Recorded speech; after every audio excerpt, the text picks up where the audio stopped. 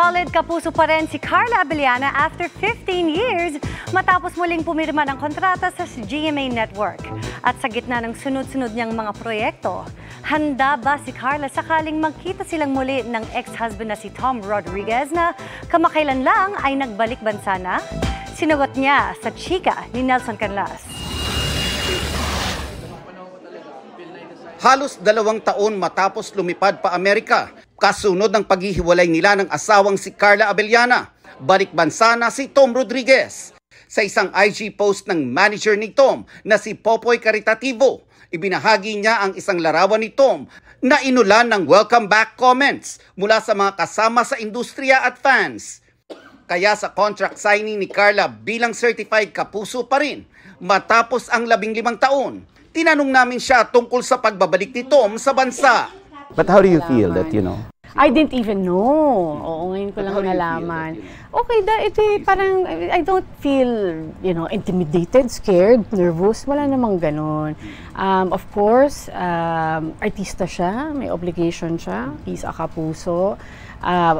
Dadating naman talaga yung day na babalik siya sa trabaho. Hindi mo maiiwasan yan.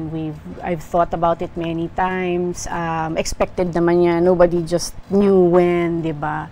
So, I remember pa nga saying one time na nagtatanong sa akin, so ano magiging reaction mo? Let's say, pag nagkasalubong kayo or nagkita kayo. Are you ready for it? I think naman okay lang. Ready naman ako. Hindi naman ako yung type na, ayoko or avoidant or what. It's inevitable, ika nga.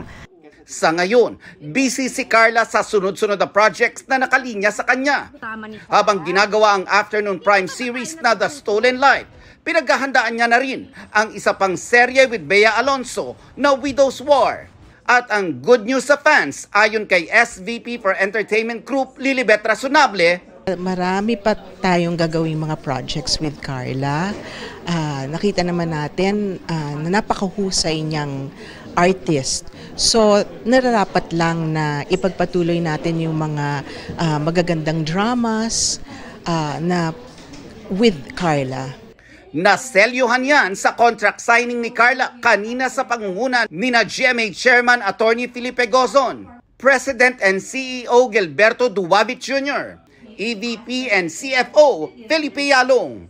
Dumalo rin sa okasyon si Senior Vice President Attorney Annette Gozon Valdez, ang manager ni Carla na si AAA Management President and CEO Michael Tuviera at iba pang opisyal ng GMA Network. At siya talaga ay isa sa pinakamaganda, pinakamagaling.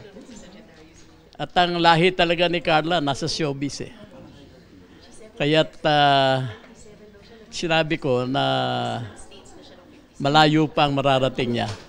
It's a source of great happiness and pride when we see how the homegrown talents evolve and grow. Carla is a classic and one of the finest examples of that. Nelson Canlas, updated sa Showbiz Happenings.